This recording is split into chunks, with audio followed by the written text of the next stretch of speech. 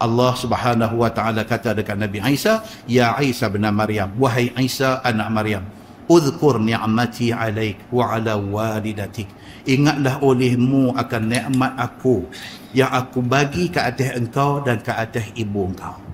Tuhan bagi dia ingat. Isa ingat balik, hang lahir tak ada bapa, aku bagi anugerah ni kepada mak hang lahir tak ada bapa. Tuan-tuan, dia start cerita ni, start tang mana? Dia start sebelum Maryam. Ini cerita ni, dia start sebelum Maryam. Siapa dia bapa kepada Maryam? Siapa dia? Imran, yang kita duk baca dalam Quran surah Ali Imran. Ali itu maksudnya keluarga. Al dia panggil alif lam tu, al, keluarga Imran. Imran ni bini dia siapa? Bini dia Hannah. Menikah, tak ada anak. Punyalah teringin nak anak ni. Minta dekat Allah, bagilah ya Allah seorang anak, dan kalau boleh nak anak laki-laki. Pasal apa? Pasal Hannah ni bernazar kalau dapat anak laki-laki nak bagi jadi pengurus Masjid Aqsa. Nak bagi anak ni, kalau dapat anak laki-laki nak suruh tolong jaga masjid. Depa ni keluarga orang baik-baik. Dah tua dah baru Allah bagi Hannah ni mengandung. Lahir mai perempuan, namakan Maryam. Tu baru cerita mak Nabi Isa. Dia lahir mai, dinamakan dia Maryam. Oleh kerana niat dah nak bagi anak jadi pengurus Masjid Aqsa, dia bawa anak perempuan dia ni pergi bagi dekat pihak masjid yang pada masa tu diuruskan oleh Nabi Zakaria. Nabi Zakaria ada masa tu. Pergi bagi dekat Nabi Zakaria, tolonglah asuh Maryam ni, bagi dia boleh bagi khidmat dekat masjid. Baik. So, Allah Subhanahu wa taala bagi tahu benda ni. Allah peringatkan kepada Nabi Isa alaihi salam, uzkur ni'mati alaika wa ala walidatik. Ingatlah olehmu akan segala nikmat yang aku bagi kepada engkau wahai Isa dan kepada mak engkau Maryam, iaitu idh ayyadnaka bi ruhil qudus, ketika aku kuatkan akan dikau dengan ruhul qudus, yakni dengan Jibril. Satu tafsir kata Allah jadikan Isa alaihi salam ni beranak mai tanpa ada bapa. Begitu. Maka Jibril alaihi salam itu berjalan ia serta Isa di mana tempat yang Isa berjalan, menolong atas apa-apa yang datang dan mengilham ilmu dan ma'rifah. Allah jadikan Jibril ni dia dengan Nabi Isa, dia duk pam masuk ilmu, knowledge dan pengetahuan, hikmah dan sebagainya masuk dalam Nabi Allah Isa alaihi salam masuk. Firman Allah, tukallimun nasa fil mahdi wa kahla. Ni di antara nikmat anugerah Allah kepada Nabi Isa. Okey, Tuhan kata apa dekat Nabi Allah Isa alaihi salam ni? Tukallimun nasa fil mahdi wa kahla. Engkau wahai Isa berkata akan manusia masa kecil. Nabi Isa di antara budak-budak yang kecil-kecil boleh bercakap. Okey, yakni belum masa ia berkata-kata. Nabi Allah Isa alaihi salam belum umur boleh sebut mama, belum umur boleh sebut ayah, belum umur lagi, baru beranak, tiba-tiba boleh bercakap. Siapa bagi tu? Allah Subhanahu wa taala bagi. Dan pemberian kurnia Allah itu adalah nikmat yang Allah bagi dekat dia. Okey, so bercakap Nabi Allah Isa alaihi salam itu, sedangkan itu belum lagi masa untuk dia berkata-kata. Dan ketika tua Isa ni, Nabi Isa ni mati dah gitu tuan, wafat dah lagi? Dah lagi. Mana dia duduk lah ni Nabi Isa ni? Wallahu a'lam. Tuhan saja yang tahu, tapi dia belum wafat. Pasal apa dia tak wafat lagi? Allah simpan dekat dia satu tugas dia nak kena buat sebelum kiamat esok. Dia ada lagi satu mission yang dia nak kena buat. Dia belum accomplish lagi dia punya mission dia. Bila dekat nak kiamat esok, Allah akan bawa mai dia balik. Dan Allah dah bagi tahu dah, suruh Nabi Muhammad habaq dah.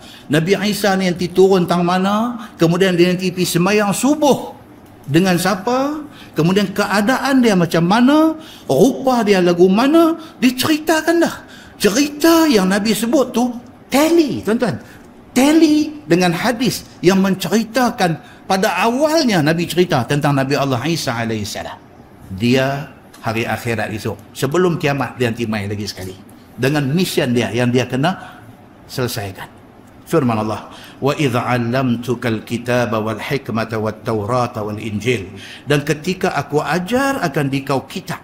Tuhan sebut balik benda ni dekat Nabi Isa alaihi salam. Aku ajar dekat hang kitab.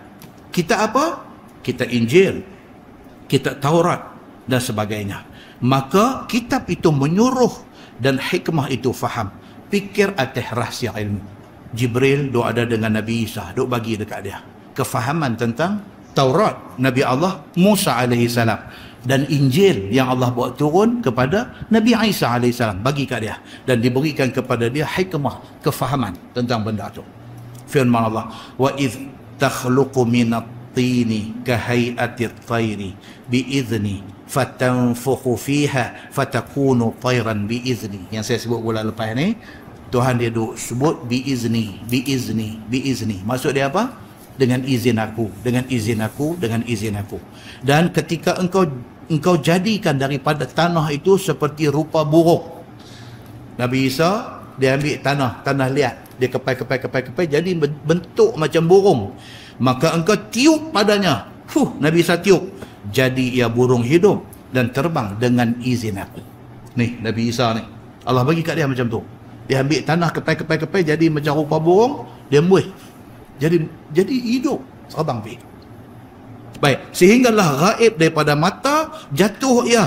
Dan itu membezakan antara kejadian makhluk dengan kejadian Allah Subhanahu wa taala. Nabi Isa dia kepai tanah liat jadi macam bentuk burung. Dia embuih, burung tu hidup terbang pergi sampai mata tengok tak nampak, dia jatuh mati. Pasal apa Tuhan buat macam tu? Pasal nak bezakan itu dengan apa yang Allah buat. Allah buat burung terbang tak mati, kecuali kena terbang dengan siapa-siapa kan, dia terbang.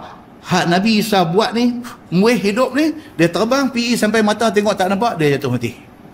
Untuk nak membezakan di antara burung yang Allah cipta direct dengan perantaraan Nabi Allah Isa alaihi salam, maka dibuat macam tu. Dia kata firman Allah, wa tubri'ul akmah wal abras biizni, dan engkau wahai Isa, aku bagi dekat engkau sembuh akan penyakit buta yang terkamwih lubang mata daripada sejak lahir, daripada perut. Satu orang beranak mai bukan buta, tak ada mata. Maksudnya apa? Dia tak ada ni, dia flat aja muka. Nabi Allah Isa alaihi salam dia kata orang hak beranak mai pekakeh tak ada, mata tak ada, dia flat. Ni dia kata yang dikatakan orang yang tubriul akmah ni dia kata mata tu tak ada. Dia kata daripada beranak mai, daripada perut mak dia, lubang mata tu tak ada, terkamwih lubang mata, dia kata. Dan penyakit barasnya berapa, sopak. Penyakit sopak dia kata dengan izin aku sembuh.